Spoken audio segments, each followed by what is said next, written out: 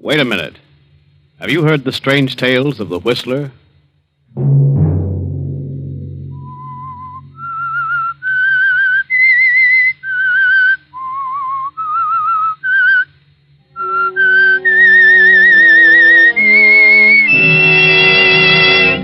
I'm the Whistler.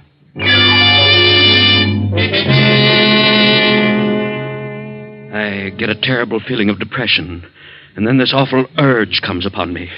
The urge to hurt someone. The urge to inflict pain. The urge to kill. Another Sunday night, and again CBS presents The Whistler. I, the Whistler, know many things, for I walk by night. I know many strange tales, many secrets hidden in the hearts of men and women who have stepped into the shadows. I know the nameless terrors of which they dare not speak. And so I tell you tonight the unusual tale, the urge to kill. Henry Drake sits in his big office staring out over the smoking stacks of his busy factory. Production is at its peak. The demands of the past year have brought untold problems to his desk and placed heavy loads on his shoulders. Henry Drake and his partner, Philip Putnam, had started this factory 5 years ago and built it into a smooth-running, highly profitable organization. But now the added demands of war have more than trebled the production and the worries as well. Phil had put up most of the money and Henry the brains. It was Henry who always had to make the decisions. But now something is happening to Henry. He is beginning to slip. His memory is playing tricks on him. Good morning, Mr. Drake. Oh.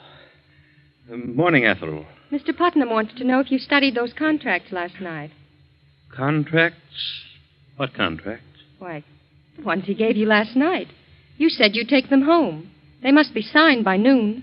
Contracts? Why, I don't know what you're talking about. When did Phil give me any contracts? What? Just before you left last evening. Well, that's funny. Don't you remember? What? Remember? Well, yes. Yes, I do remember now. Yes, of course. Well, may I have them? Well, let me see. What on earth did I do with them? Oh, tell Mr. Putnam to step in here. Yes, Mr. Drake. Mr. Drake would like to see you, Mr. Putnam. I'll be right in. I'll ring if I need you, Ethel. All right. Good morning, Henry. What's up? Why, about those contracts you gave me yesterday evening. Just what were they about? What? What do you mean? Haven't you read them? No. No, I haven't. Good heavens, man. They were supposed to be signed by noon today, and it's 10 o'clock now. Now, where are they? I don't know where they are, Phil. I can't find them. I'm sure I didn't take them home. Oh, you must have. Strange. I can't remember a thing about them. Well, what did you do after you left here? Where'd you go? Why, I went home. That is, I think I did. Think you did? What's the matter with you, Henry? I don't know, Phil. I can't seem to recall a thing I did last evening. Are you kidding? Certainly not. Why should I kid about such a thing? Well, don't get sore about it. It's certainly ridiculous. This is a serious situation. I know, Phil. I know that better than you do. Well, call your home. They've got to be there. Have Rita send them over by special messenger. Yes, sir? Get Mrs. Drake on the phone. You don't look very well, Henry. You're as pale as a ghost. Look at the perspiration. What's wrong with you, man? I don't know. I really don't know. I feel terrible, and my eyes are bothering me. Bright flashes keep passing in front of me, and my ears throb. Oh, hello? Oh, Rita, this is Phil. Henry brought a contract home to study last evening. Look around and see if you can find it, Yeah, it's very important. In a blue binder, about 20 pages. What? I see. Thanks. She's in the library now. Oh. Yes? You can't? Yes. I see. Really? Well, all right. Now, call me back. Well, what about it? You have no idea what happened to you after you left here last evening at 6? Did I leave at 6? Certainly. So did I. She said you didn't come home for dinner. She decided to go to the opera. And when she came back at 12, you didn't come in until 1. Said your shoes and trousers were all covered with mud. You went straight to bed. Was it raining last night? Of course it was. I don't remember that. Rita's going to look in the coat and suit you were wearing last night. She'll call me back. What on earth is happening to me? Where could I have gone? Yes? Yes, Rita. Well, you couldn't. I see. Very well, thanks. Goodbye. Not a trace of the contract. Now what? Phil, I've got to tell you this. This isn't the first time this has happened. It's been going on for weeks. About twice every week, a terrible depression comes over me, and then when I wake up, I can't for the life of me remember what happened the night before. Well, maybe the strain has been too much. You better see a doctor at once, Henry. Oh, I know I should, but I'm afraid to. Why? I'm afraid of what he might tell me. Oh, nonsense. Go and see a doctor right now. I'll get down to your place and search it from top to bottom. Very well, Phil. I'll go now. I'll be back as soon as I can.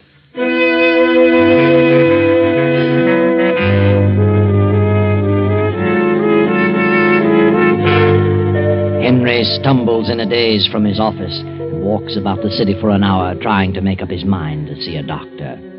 He doesn't have the courage to tell his own doctor, so he finally decides to visit a psychiatrist.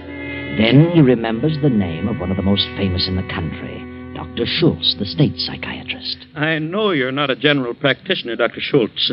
As a state psychiatrist, I know you're a busy man, but I've read a few of your books, and I thought you'd be willing to help me. Well, ordinarily I wouldn't, Mr. Drake, but I know who you are and what you've been doing. I'll do what I can. Thank you, Doctor. You say you have lapses of memory? Yes. I wake up in the morning and can't remember what happened the night before. In the morning I have headaches and see strange flashes before my eyes and hear throbbing noises. How often does this occur? About twice a week, but I remember everything I do during the day. Mm-hmm.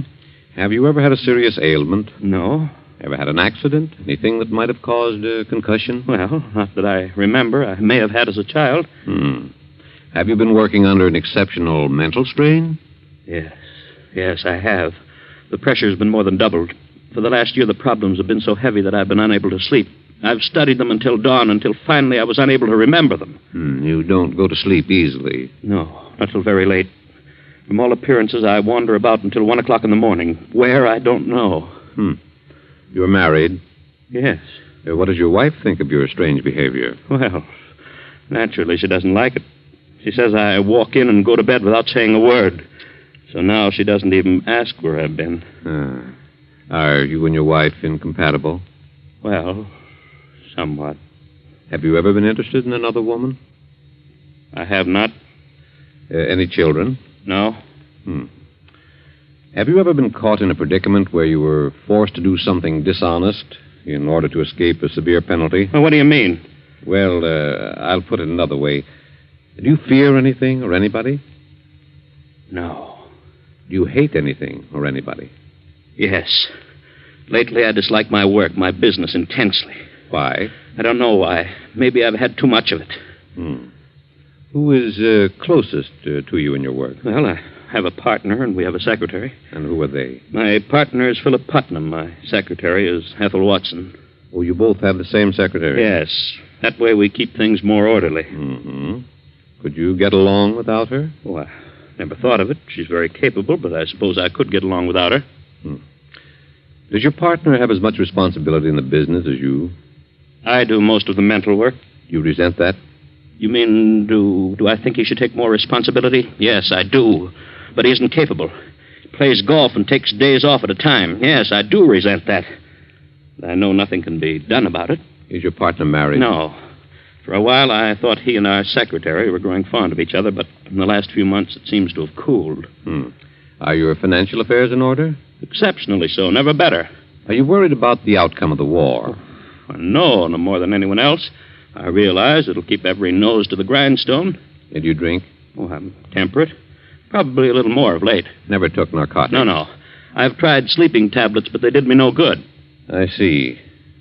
Have you anything further to add to this discussion? No.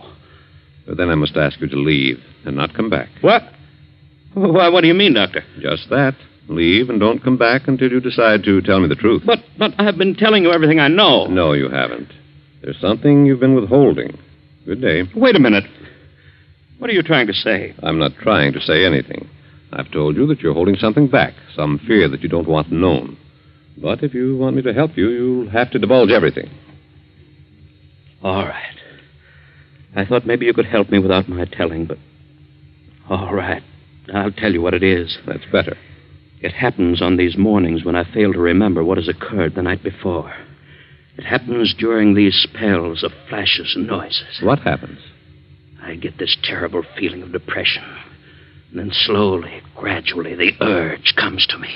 The urge to what? The urge to hurt someone. The urge to inflict pain, inflict injury on someone. On whom? Anyone. Any person who comes into my mind. Anyone I see or think about. The waitress in the cafe, my secretary, my chauffeur, my wife, my partner, a laborer. Anyone.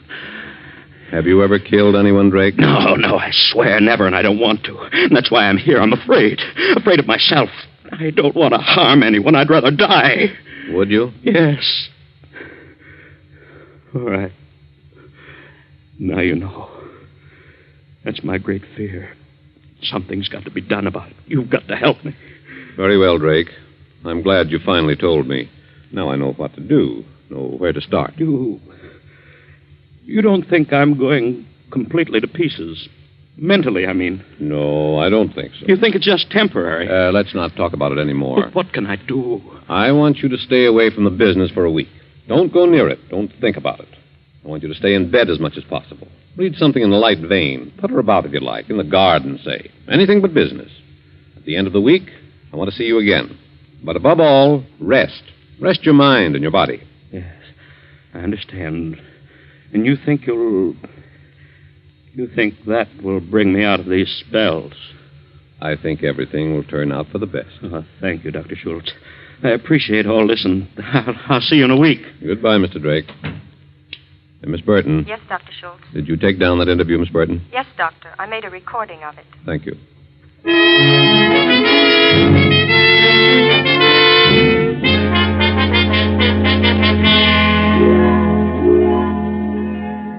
So Henry goes home and stays in bed for 3 days, according to the doctor's instructions. Then, toward midnight of the third evening, his wife Rita comes home and is startled to find him gone. Jackson? Oh, yes, Mrs. Drake. Jackson, where's Mr. Drake? Why, Mr. Drake is in his room. But he isn't. He's gone. Gone? But I didn't see him go out, ma'am. When did you see him last? Why, it was about 9:30. I looked in to see if there was anything he wanted before I retired. What did he say? Was he dressed? No, ma'am. He was in bed. He said he didn't want anything and that I might as well turn in. Where on earth could he have gone on a rainy night like this? Well, shall I go out and try to find him, ma'am? No, never mind, Jackson. You can go back to bed. Yes, ma'am. Thank you. Can't imagine why on earth he'd go out when he wasn't feeling well. Hello? Phil? This is Rita. I just came in and Henry isn't here. I don't know. The butler said he saw him at 9:30 and he was in bed. Why would he go out in a storm? What reason could he possibly have? No, I don't think so. I hope he doesn't. Yes. Good night, Phil. Yes, I'll see you tomorrow evening if possible. Good night. As Rita hangs up the receiver, she suddenly realizes the library door is closed, but a streak of light shows beneath it. She steps quickly to the door and opens it softly. Henry. Huh? What are you doing here? Oh, hello, Rita. Why aren't you in bed? In bed? Why, I don't know. Who are you phoning? Phoning? Oh, I was just thinking about phoning the doctor. I wanted to talk to him. At this hour of the night? It's 12 o'clock. 12? Yeah, so it is. Wait till morning. Yes. Anyway, I can't remember what I wanted to say to him. Where have you been? Where have I been? I haven't been anyplace. But you must have. Look at your top coat. It's soaking wet. And look at your shoes. They're muddy. That's strange. I don't remember having gone out. I thought I'd been sitting right here all evening. But it's obvious that you haven't been here all evening. You have been out. Perhaps so. This is the second or third time you've come in with your shoes all muddy. Where do you go at this time of I night? tell you, I don't remember. I don't believe you. Whether you do or not, I don't remember where I've been. It's the silliest thing I ever heard of. A man like you, an intelligent man, walking around in his sleep. But I couldn't have been asleep. I know that much. Nonsense. Oh, don't be so impatient, Rita. I don't like this any more than you do, but I'm sure I'll be all right in a short time. Dr. Schultz will pull me out of it. Well, I hope so. Have you been out, Rita? Why, of course. I told you early in the evening I was going to play bridge with the Parkers. Oh. Perhaps you did, but I don't remember that either. I told you just the same. Oh, I'm sorry, Rita. I know this must be very trying for you. It isn't very pleasant to have a man mope about the house all the time. Better go to bed, Henry, and get off those wet clothes. Oh, yes. Rita, why don't you go away for a few days? Take a little rest. I know you're terribly upset about all this, and, well, it would do you good. It wouldn't be exactly right for me to go away at a time like this. What would people think of me? Well, who cares what people think? You could go up to the mountains or down to Miami or, well, any place. Maybe by the time you come back, I'll be all right. Do you want me to go? Oh, I don't want you to go, but I think it would be good for you. You're becoming upset because of me, and I think you'd worry less if you got away for a few days. Very well. Perhaps you're right. We'll talk about it in the morning. All right. Good night, Rita. Good night.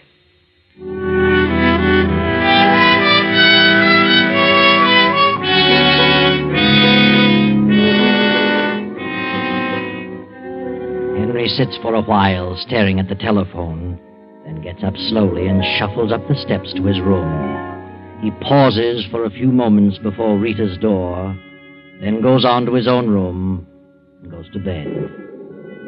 The storm continues in its fury, and from his kennel in the backyard, Duke, Rita's Airedale, begins to howl.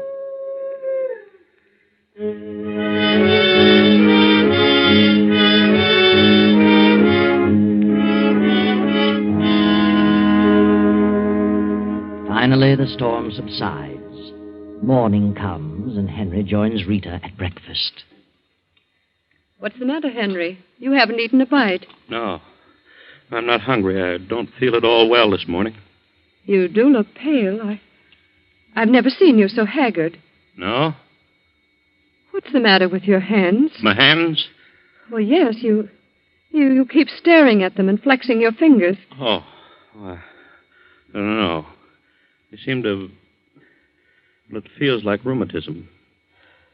Have some coffee. Yes, I believe I will. Here you are. Oh, good heavens.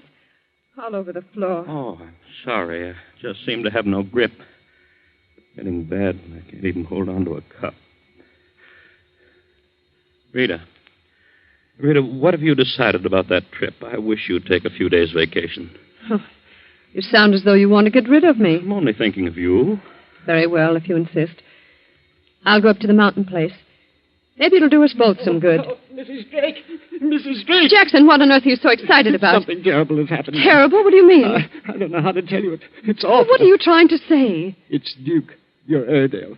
What's happened to him? He's dead. I just went out to the kennel to unhook his chain, and there he was, ma'am. Oh, good heavens. Well, what happened to him? He's been strangled. There he was beside his house, and his tongue sticking way out. Oh, it's awful, ma'am. Strangled? But why? Who? Well, maybe he got tangled up in his chain, but it didn't appear so, ma'am. Somebody did it deliberately. Oh, the poor fellow. I can't imagine such a thing. Wait a minute, Rita. I wouldn't go out there. Oh, but I must. Please don't. It'll just upset you. Please don't go. Very well. But, I'm just sick all over. Oh, now, Rita, I know how you feel, and it's a shame. Jackson, tell the maid to pack Mrs. Drake's things. She's going to the mountains for a few days.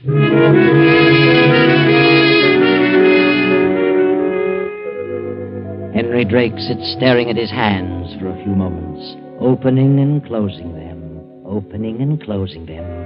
Then suddenly he leaves the house and rushes to Dr. Schultz's office. What is wrong with you, Drake? You were to come here today after tomorrow. I had to see you, Doctor. Something terrible has happened. Now. Just calm down.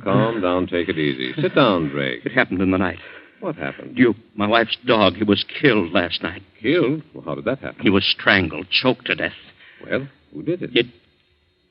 I must have done it. You? Oh, come now. What makes you think that? I can't remember a thing about it. I can remember nothing of last night, but I must have done it because of my hands. What's wrong with your hands? They hurt. The muscles are terribly sore, as though I'd been doing something strenuous. I see. And look at this mark on my thumb. It's a long cut, as though something sharp had dragged across it. You mean like a tooth? Yes. Why not? The dog's tooth. Certainly does. You really think you killed the dog? What do you think, Doctor? Well, I suppose it's possible. But there's no proof. Could be coincidental. I don't think so. I must have done it. He never disturbed the neighbors that I know of. Did you like the dog? Why, of course. I was very fond of him. Don't you see what this means? I've been afraid of something like this. Heaven knows what else I've done when I've been in these lapses. You've got to do something for me. Drake, I'm going to have to put you through all the tests. It'll take some time, but I think we can get at the root of your trouble. Oh, do anything you say. We'll start right now. Miss Burton, get Dr. Fenton. I want him to assist me in a complete examination. Yes, Dr. Schultz.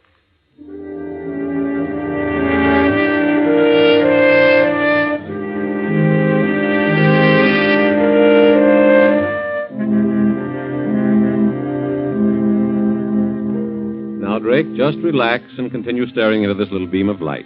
We want you to answer these questions as quickly as possible. Yes. You're crossing a street. An automobile suddenly bears down upon you, you see? Yes. In an effort to save yourself, you jump out of the way. Yes. You jump forward or backward? Why, backward? Why? I can jump backward quicker than I can forward. Repeat after me as rapidly as possible. 1, 2, 3, 5, 6, 8, 9. 1, 2, 3, 4, 5, 6, 8, 9.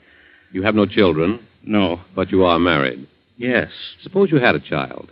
You come home at night and discover your house is on fire. Your wife and child are alone, asleep on the second floor. Will you try to rescue them first or call the fire department? Call the fire department? I see. Get all that with the timing, Miss Burton? Yes, Doctor. Now, Drake, keep your eyes on the black dot. Follow it closely as it moves. I'm going to call out a series of words. As I call them, you will answer the word or phrase suggested by what I say. Yes. Green, Grass, roses, funeral, orange, sunset, honeysuckle, home, violets, wife, red, blood, dog, hands, auto, wreck, rain, mud, love.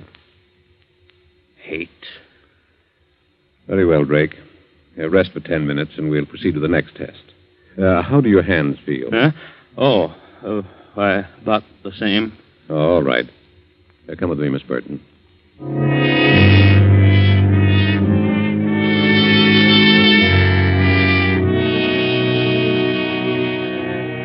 So on through the day, at various intervals, the psychiatrist continues his examination.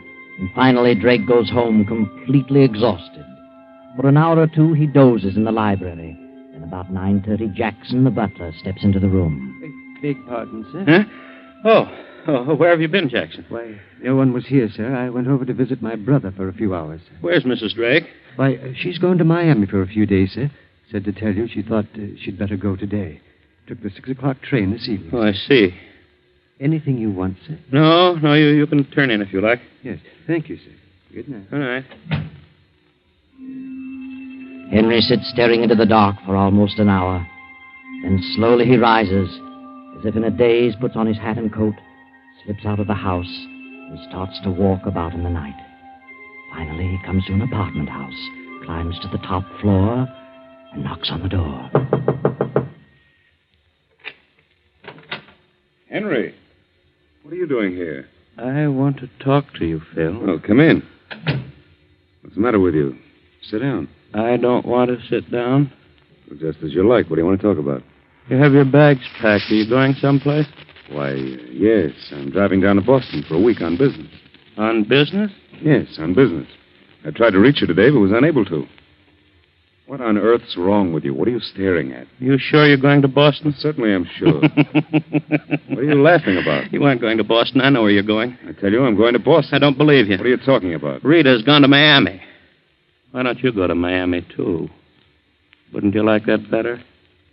I think that'd be very jolly. Oh, for heaven's sake, stop this nonsense. Is Rita here? Certainly not. Why should she be here? I wonder. Couldn't you think of any reason? I think you're out of your mind. Do you?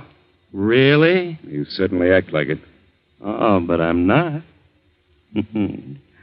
I'm perfectly sane. Oh, crazy people think they're sane. Maybe I am crazy, but I don't feel crazy. I'm perfectly normal.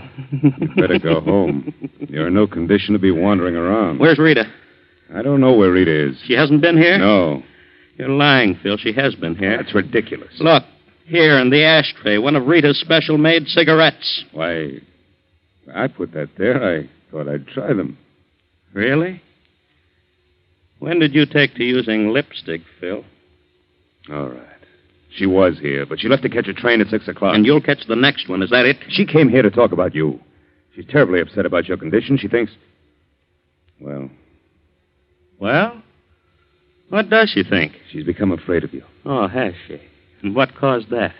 Well, Why wouldn't she be upset? You've been acting like a lunatic. She thinks you killed her dog. Did you? I don't remember. Maybe I did. I've got to hurry. My train leaves in half an hour. There's no train for Boston for 3 hours, but the train to Miami leaves in half an hour.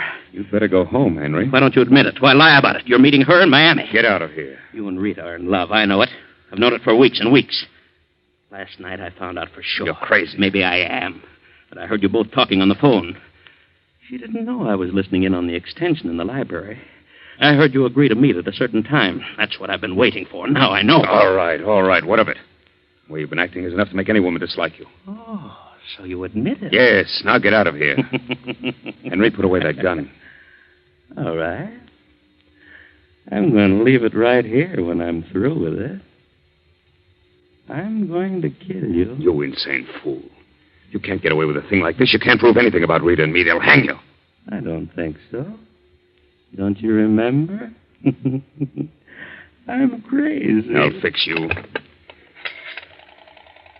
Police department. Go ahead. Call them. That's fine. Hello? This is Phil Putnam, Rexley Apartments. There's a madman in my rooms. He's trying to kill me. He's crazy.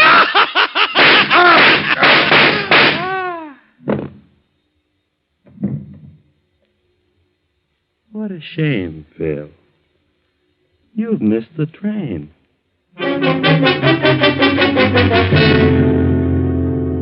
Well, it's all over, Henry. You can sit down now and wait for the police. You won't have any more mental lapses now, will you, Henry? You won't need to. A slick job, Henry, and very beautifully planned. Everyone knows about your mental lapses, your illness, your desire to harm people. Rita knows about the dog. Your secretary knows about the contracts. And most important of all, Dr. Schultz knows that you've been suffering from a mental disorder for weeks. Oh, there'll be a trial. Your plea will be insanity. You'll go away for a while, and then all of a sudden you'll be cured and walk out a free man.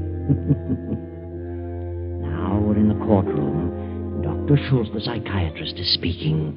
Mr. Drake came to me with his troubles some weeks ago. Later, Dr. Fenton and I psychoanalyzed him thoroughly. Here is a signed statement of our findings at that time, attached to our findings as of yesterday. Henry Drake was then, and is now, absolutely sane. The whole thing was a plan to escape the death penalty for premeditated murder.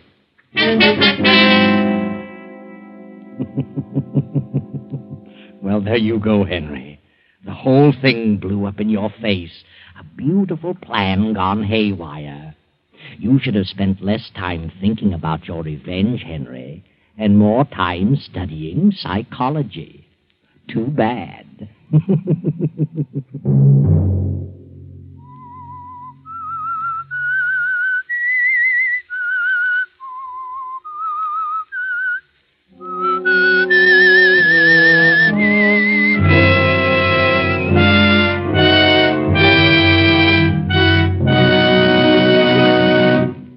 CBS has presented The Whistler. Original music for this production is composed and conducted by Wilbur Hatch. The Whistler is written and directed by J. Donald Wilson and originates from Columbia Square in Hollywood. Next Sunday, 9:15. I, the Whistler, will return to tell you the strange story of death in the morning. Good night. This is the Columbia Broadcasting System.